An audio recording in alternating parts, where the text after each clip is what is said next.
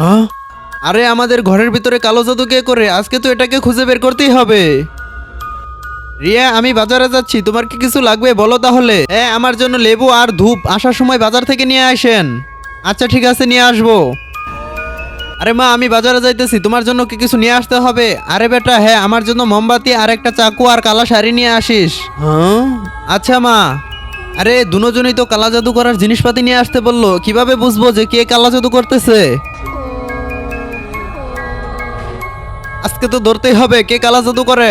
তারপর কি হয়েছিল সেটা দেখার আগে তুমি কি মাকে বেশি ভালোবাসো নাকি বাবাকে? যদি মাকে ভালোবাসো তাহলে একটা লাইক দাও, আর যদি বাবাকে ভালোবাসো তাহলে একটা সাবস্ক্রাইব করো। আর যদি তুমি দুজনকে সমান ভালোবাসো তাহলে এই ভিডিওটা লাইক সাবস্ক্রাইব করে তিনজন বন্ধুকে শেয়ার করে দাও। হ্যাঁ, তাহলে তোমরা দুজনই ঘরের মধ্যে কালা জাদু করো? আরে বেটা, আমাদের ঘরের উপরে কোনো এক দুষ্ট লোকের নজর পড়েছে, তার জন্য আমাদের এক সাধু বাবা বলেছে আমাদেরকে এরকম করার জন্য। আরে এই সময় কি তোমরা দুজনে এগুলো বিশ্বাস করো?